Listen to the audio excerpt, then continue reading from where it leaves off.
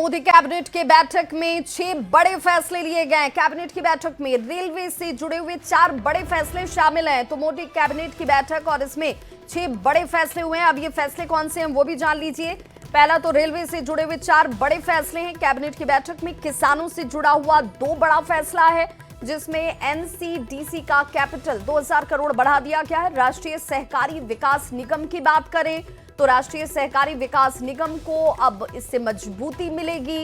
NCDC को मजबूत करने के लिए यह फैसला किया गया है। कोऑपरेटिव सेक्टर में अहम फैसले लिए गए हैं।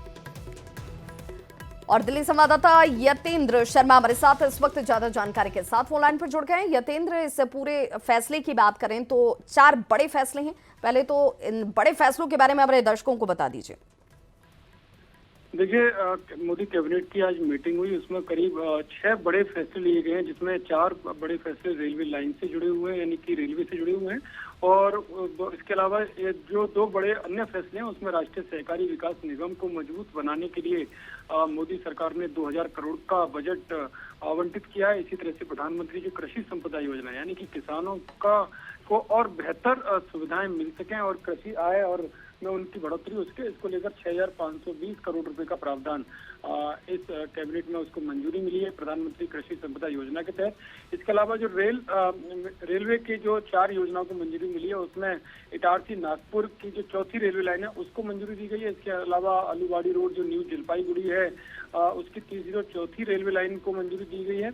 ऐसी छत्रपति संभाजीनगर और परवणी रेलवे लाइन उसके दोहरीकरण को लेकर मंजूरी दी गई। और डांगो आपोसी और जारोली इसकी जो 3री और 4थी रेलवे लाइन है इसमें को भी मंजूरी दी गई। यानी कि रेलवे से जुड़ी हुई 4 परियोजनाओं को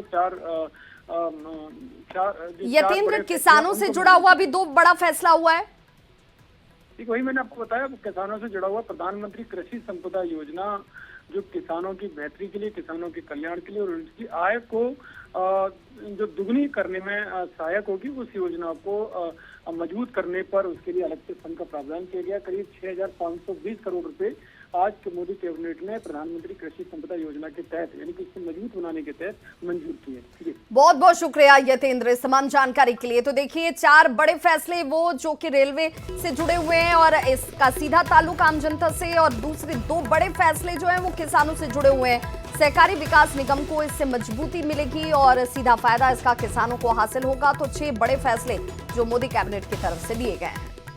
कोऑपरेटिव सेक्टर की बात करें तो इसमें भी ये फैसला बहुत आमूलचूल परिवर्तन लेकर आएगा। तो 6 बड़े फैसले मोदी कैबिनेट की तरफ से हुए, जिसमें 4 रेलवे से जुड़े हुए हैं तो वहीं 2 किसानों से।